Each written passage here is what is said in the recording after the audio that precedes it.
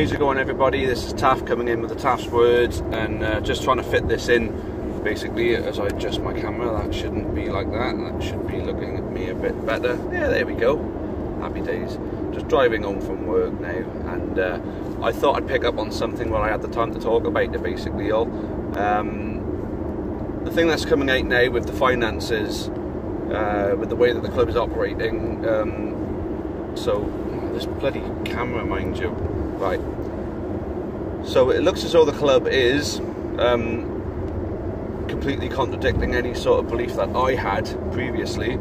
Is sort of operating on an acceptable, what would be deemed an acceptable trading loss. Yes, like I said, I didn't believe the model was set up so we could trade on any kind of loss. It turns out that is what we've been doing, and it would seem as though that the largest chunk of that is obviously going on our playing budget. Don't mind, I'm stuck in traffic at the moment, so you know, my eyes on the road when they need to be, but at the moment I can look at you a little bit better. So we're operating on an acceptable trading loss, and the biggest part of that is obviously down to the playing budget. Now, without the playing budget set up what it is, we'd be doing an awful lot worse on the pitch than what we have done. Obviously this season, in my opinion, has been a huge success because of the progression that we've made, but obviously it come at a cost. And for those thinking that we'd be in the shit if we hadn't had the cup run, that's not entirely true, because there are ways of recovering a deficit before the season starts. It just means you're going into next season's budget. I don't know, there's someone with some squeaky wheels by me thinking, yeah, some really loud screeching. I know it's doing my head in as well. Yeah, so we're coming to the point now where it's being questioned now. Do we stick with the trust ownership model, or do we look for some more outside investment? Obviously that'll come at a cost of no longer being fans owned completely. At the moment we own the majority stakeholder in the club. Like I say, if we're looking for that kind of investment, people aren't just going to give us their money. They're going to want a stakeholder in the club themselves. A lot of this is egg sucking. I know a lot of it is stuff a lot of you already know. I'm just going through it before I come to what I believe is the correct conclusion. I've been all about fan ownership throughout all these blogs. I've always put down businessmen being involved in football. Not always just businessmen being involved in football, just saying that they're not the be-all and end-all, because when you look at clubs like Blackpool, and you look at Morecambe, you look at Blackburn and Charlton and Hull, those businessmen are not good for their clubs. Like Sisu at Coventry, for example, is another good one. Those businessmen are not good for their clubs. So why would businessmen necessarily be good for our club? So that's why I've said the fan ownership, self-sustainability, continue to be competitive, and as we grow, we grow the fan base, we grow the opportunities that are out there for us to monetize, and then everything else falls into place nicely as long as we keep a good management team and a good academy structure, and we're competitive on the pitch. So that is seemingly a good way to go. But for me, unless we've got the supporters already there, you know, we're always going to run at this deficit. You know, I mean, I think we're talking about 250k a year. Okay, how do we bring that deficit down? It's to my knowledge that deficit has been cut considerably, possibly by about as much as 100% since the trust took over. Because I think the club is an absolute train wreck at this point. So, deficit now. How do we bring that deficit down? Well, we've obviously got to get more people through the gates. We've obviously got to maximise our revenue streams by means of renegotiating certain deals with the Welsh Rugby Union. We've obviously got to get better commercial deals. Obviously Rebecca Hemmings is in now in replacing Watsy. Let's hope that is something that she can do for us. But there's not a lot of other revenue streams for the club available at the moment. So a lot of people say we need our own stadium. I say, well, we're not just going to pick up a stadium from somewhere, are we? You know, it needs considerable investment to get a stadium. It needs somebody with a lot of money willing to take the club over and play that kind of money into the club to see it grow. You know, but then real investors want a return on their money. So people say we need investors to invest money, but what do they get out of it is a good point. If you're going to get involved in football, you need to be willing to write checks. Basically, investors in football don't very rarely get back what they've invested. I mean, you just got to ask Les Scadding. I mean, he's getting back an amount, but it's nowhere near the amount that he actually put in. You know, you got to look at Howard Greenaff. He's getting some back, but I tell you now, it's nowhere near what he put in. You know, and I know fans of the club who are involved with the money. They won't ask for that money back either. I mean, look at the likes of Matt Seithel over the years, pumped thousands and thousands into the club, and he won't need his money back. So we got to be realistic with this now. Who is realistically going to come into our club and invest a whole buttload of money, knowing that there's a very good chance that they're never ever going to see it again? I can tell you something now. There's not many people out there who are going to be willing to do that for us. But I don't like this trading loss, to be honest with you. I'm thinking that this is something that we shouldn't be allowing. Now, this trading loss, it's basically saying that our current squad and the capability that we got in that squad, we're resigned to this being the best it's going to be right now under the trust ownership model. We haven't run enough incentives to bring more people through the gates, so we got to accept that our current fan base isn't going to improve anytime soon. So this is the best that we're going to get fans owned, unless we get majorly lucky with another big cup run that generates even more money this time, like getting Man United or Liverpool or one of the other big clubs. Tottenham was an unfortunate one. Obviously, it wasn't unfortunate that we actually got to play Tottenham. It was an unfortunate one, basically because of the Wembley situation. We went to Wembley, but made cock all money out of it, because Wembley take their money, Tottenham get their money, and there's a little slice left for us. So we didn't get nowhere near as much as going to somewhere like Old Trafford.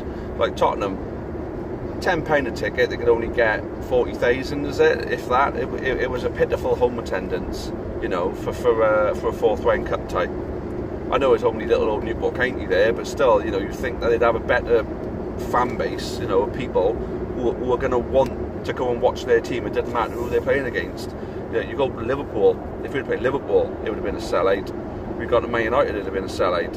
Maybe not so much Arsenal or Chelsea, but certainly Liverpool and Man United would have sold out, and they wouldn't have needed to bring their prices down to as much as a tenner. So we lucked out in getting Tottenham rather than getting a second division or a first division club. But you know, we still didn't make as much as we could have done if we'd have got a bigger club. And not that I'm sitting, no, I mean, don't get me wrong. I mean, it was still great and everything, but it was one of those things where it was an unfortunate one because it was Tottenham at Wembley. That's all it was. So we got to be getting lucky in the cup draws every season, and then we got to be selling youth players every season. We got to target, you know, even if we set targets for 1 to 2 youth players to be sold on every season. You know, I mean, we're not looking for progression as such. We're just looking for more income. I mean, yeah, you can invest that income, but at the end of the day, we're not going to get lucky enough to get enough money to push the club forward by ourselves. So what I'm saying now is I'm going to go completely back on everything I've said, but don't get me wrong, wait for it before you make any assumptions on what I'm saying here.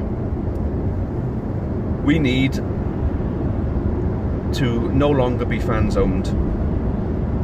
It kills me to say that, because it's been a point of complete pride for me knowing that our fans own our club. And I think, don't get me wrong with the board of directors, I've been a fan of theirs since day one. I'm a fan of theirs now. That'll never change.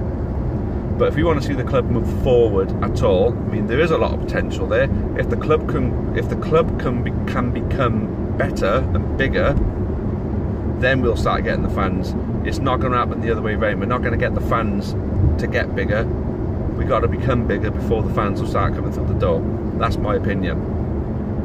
at the moment, we just haven't got the profile and the revenue streams to do it.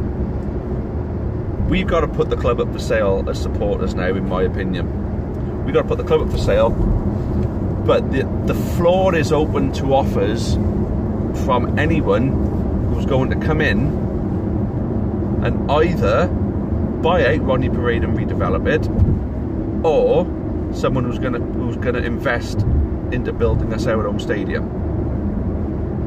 That has got to be the ultimate condition that we must set before we start looking at, taking offers. Because we could sell the club for practically next to nothing. All it's going to cost them after they own it. That we sell them the club on the basis that they build a stadium for us, improve our training facilities, etc., etc. Basically make the club a little bit more asset rich, and then if they want to invest in the playing side of it, of course, yeah, we're obviously not going to say no to that. But I think the big condition's got to be our academy wants the investment to be taken to Category 3. Our training facilities want to be advanced to suit the needs of our management team, and then the club itself needs its own stadium with whatever else we need built in with it to completely maximise the potential revenue as well. So even if it's a stadium with a built-in gym, even if it's a stadium with a built-in function room and big bar, big giant function room, I'm talking Bisley Suite size function room, so we never have to pay a single penny for holding an event ever again. I think then, after we sell the club, that's when the current directors will decide if they want to carry on as board members of the Supporters Trust, because I think even though we're going to have a benefactor then, we're still going to need a Supporters Trust to rally the supporters groups to work together, because at the end of the day, we're still going to need to build up a Supporters Trust just in case. The Supporters Trust is there to protect, as a future protection for the club, build up a war chest, so to say, or a protection kitty. So the trust will still need to fundraise and still offer money to the club in the way it used to. But I think it's time for the hard work and dedication of the current board members and past board members to be appreciated, reflected on, and praised. But I think it's time for the hard work to stop now, because you've got us to as far as you can right now. That's my opinion. I don't know if any of the current board members are going to have a different opinion on this. Maybe they feel that the club can thrive under the fans' ownership. That's something I've always felt can happen. But if we've completely maximised our revenue potential, where else do we go from here? So that's my parting message. Where do we go from here if we've maximised everything? Anyway, thanks all for watching. I wonder if I'd really love to take some feedback on this one, so if you've got anything to add to this, then feel free. But I definitely think this is the time. Swansea did it, obviously, when they got to League One.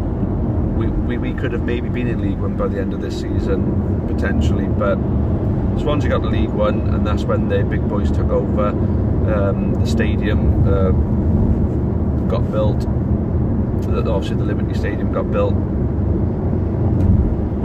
That's the kind of thing we need right now. The potential is there for the supporters to come if we grow the club. If we build the club from the outside, they'll come. The old saying, build it and they will come. There we go.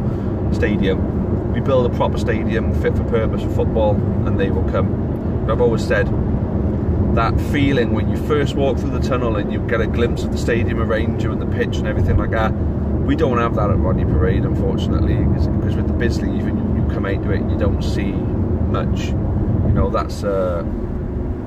That's particularly exciting.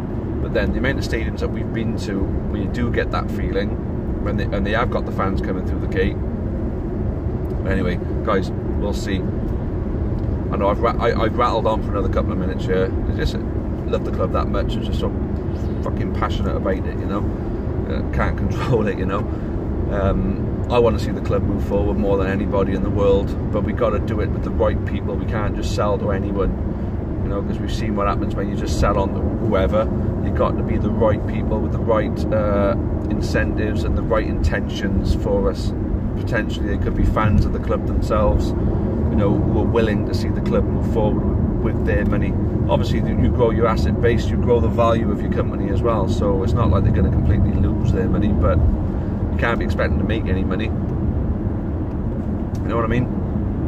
Anyway, that's about as much as I think I need to throw into this now, so feedback will be very welcome, encouraged even, so please come back and say anything that you want, and even if you want to message me via Facebook, Twitter, whatever, feel free. But yeah, thanks all, and for those of you who've been watching this season and seasons before, I appreciate it, appreciate all the good feedback as always, so thank you. Anyway, time for me to shut up now. Thanks a lot, and until the next time, cheerio for now, and as always, up the Kingy.